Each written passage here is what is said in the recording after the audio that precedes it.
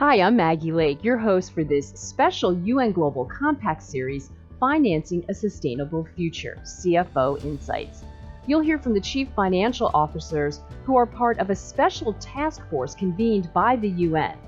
They are using their platforms and influence to reshape the future of corporate finance and invest to help achieve the Sustainable Development Goals and build a resilient future. This is CFO Insights.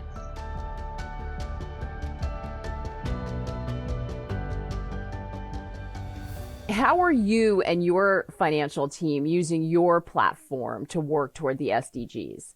Maybe companies have been a little bit more short-term oriented recently, but there's real reasons for everything we put in the sustainability index for ourselves, whether it's climate related, whether it's diversity related, because we really believe there's a medium and long-term value associated with that. It's not always easy to define. So one thing we've been really stretching ourselves on in finance is really tying this stuff to value.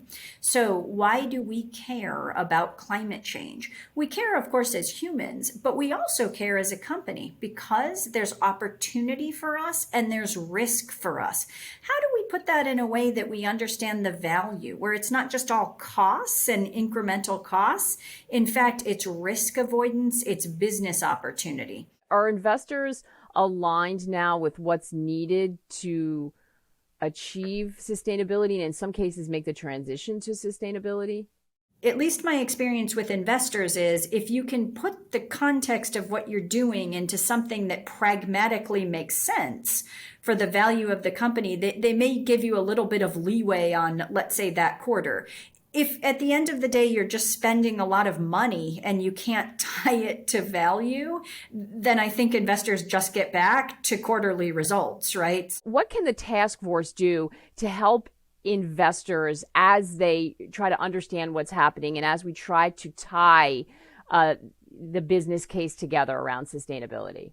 I would say, it's really sort of an exciting time, for looking at ESG, but really around shifting mindsets around short, medium, and long-term value for companies. In some ways, though, I would say it's a bit of a dangerous time, right? We have a lot of momentum and a lot of interest around ESG topics, but also a lot of frustration because at the moment, companies, government, investors, nobody's really landed even the standard metrics for talking around these matters. So for me, really important over the next, not too distant future, that we land the basic language and reporting metrics around ESG.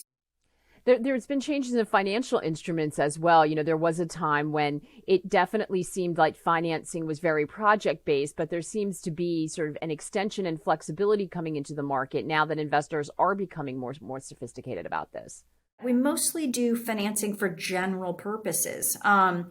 So what's come into the market more recently has been financing that's associated with sustainability KPIs. So we recently launched in November of 2020 the first sustainability KPI tied convertible bond, which was quite exciting for us because it's the right fit for a company like Schneider and probably quite a few other companies as well that aren't the heavier infrastructure companies, where we can tie our financial instruments and just give ourselves a little bit added commitment and focus as a management team on what we're doing in terms of sustainability. And you have committed to diversity as part of your sustainability goals. Why was that so important to you? Key reason in my mind, though, honestly, is we're an innovation company. And I really think to be innovative, to be creative, you need people of diverse backgrounds, even beyond just diversity on a piece of paper, but really from diverse backgrounds, bringing different ways of thinking, different ways of doing things. I guess that's the roots of creativity. It's also definitely the roots of risk management and risk control, where you don't fall into that trap of of all thinking exactly the same way. So having people in the room with a lot of different contexts, to me, always makes for better discussions, better teams, and better outcomes. How can we increase collaboration and partnership between the private sector and public sector? So for me, I like that's one of the reasons I also like the idea of really tying ESG to value for companies and to investors, so that you don't end up with any sort of adversarial relationship, right? You end up with three parties, private, public, and investors, that are all really striving for similar things. Now, of course, everyone has a different role, so you're not always going to be exactly on the same page. But value is a good way to cut through a lot of that. Companies are looking for value. Governments are certainly looking for value for their country, for the world. And I think there's real opportunity then to have substantive discussions between ourselves.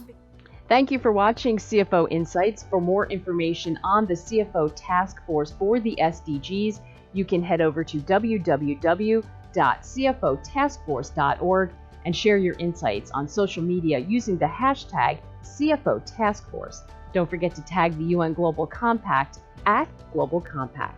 We'll see you again soon.